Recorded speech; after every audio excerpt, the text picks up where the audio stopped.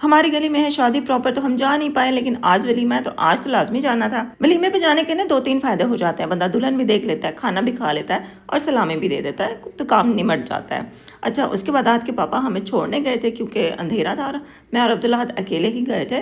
बाकी नादिया की फैमिली थी वो अलग गई थी, और बस हम लोग वहाँ पे चले गए थे और आहत के पापा चले गए थे अपने घर। शदीद किस्म की सर्दी थी, तो अम्मी ने कहा कि मैं तो जाती नहीं हूँ, तुम लोग चले जाओ और वापसी पे ध्यान से आ जाना, क्योंकि मैं और अब्दुल्ला अकेले ही गए थे और फिर वापसी पे भी तकरीबन हम अकेले गए थे। पर ज़्यादा दूर तो नहीं था, हमारे घर के करीब ही था, लेकिन फिर भी हम लोग अकेले हैं ना, तो अम्मी को फ़िक्र हो रही थी।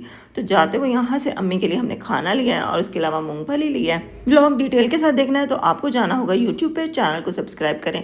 मेरे चैनल का नाम है ब्रेव क्वीन, वहाँ पे जाके अपनी बहन को सपोर्ट करें। आपकी सपोर्ट की आपकी बहन को बहुत ज़्यादा ज़रूरत है। उसके बाद ये नेक्स्ट डे था, मेरे घर आए थे मेहमान और उनका ये छोटू सा बेबी था, माशाल्लाह इतना प्यारा हंस रहा था। तो मैंने कहा चलें आप लोगों के साथ भी शेयर करते हैं। पंजाब में जितनी शदीद गर्मी पड़ती है ना, तो सर्दी भी उतनी ही शदीद होती है, लेकिन हाँ सर्दी थोड़े कम पीरियड के लिए आती है और गर्मी थोड़ा ज़्यादा लंबा अरसा चल जाती है। तो आजकल इतनी ज़्यादा सर्दी है कि मेरी कज़न आई थी एबटाबाद से, तो वो बता रही थी कि इतनी सर्दी तो एबटाबाद में भी नहीं है जितनी कि यहाँ है, मतलब एक बर्फ़बारी की कसर रह गई है, वरना सर्दी यहाँ पे भी बहुत ज़्यादा है। सब्ज़ी हम लोग सुबह से ही ले चुके थे, तो मेहमान आने के बाद हमने कहा कुछ और बनाते हैं, लेकिन उन्होंने कहा कि नहीं हम लोग यही खा लेंगे। वैसे भी फूफो मेरी जो है ना वो शलजम शौक से खाती हैं। अच्छा, उसके बाद अब मैंने कहा शलजम तो मैंने बना लिया है और सिलेंडर का भी मुझे पता नहीं है, क्योंकि लगता है कि ख़त्म होने वाला है। तो मैंने कहा रोटी जो है ना वो अब्दुल्ला को कहती हूँ तंदूर से मुझे लगवा दे। लेकिन आजकल बच्चों को कोई भी काम बोला ना तो सबसे पहले ये कहते हैं कि फिर मोबाइल दोगी।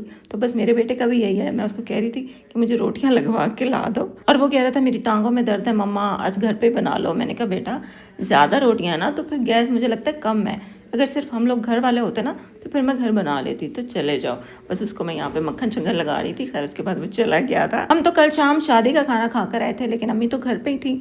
अम्मी के लिए हमने यहाँ से ही ले लिया था चौक से, तो सुबह को फिर शादी वाले घर से अम्मी के लिए खाना आ गया था, मतलब सालन आ गया था। तो अम्मी ने भी खाना खा लिया, जिसकी मुझे बड़ी खुशी हुई कि चलो अम्मी ने भी घर बैठे बैठे शादी का खाना इंजॉय कर लिया। उसके बाद बस अब्दुल्ला यहाँ पे चला गया था रोटियां लगवाने। उसके बाद जो मेहमान थे ना वो भी हमारे घर आ गए थे, क्योंकि वो पहले सारा दिन फूफो के घर पे बैठे रहे थे ज़्यादा टाइम, थोड़ी देर के लिए हमारे घर आए थे। तो हमें पता तो था खैर कि उन्होंने आना, इसलिए हमने खाना रेडी किया हुआ था। बस वो हमारे घर आए, खाना खाया और फिर उसके बाद वो चले गए हैं।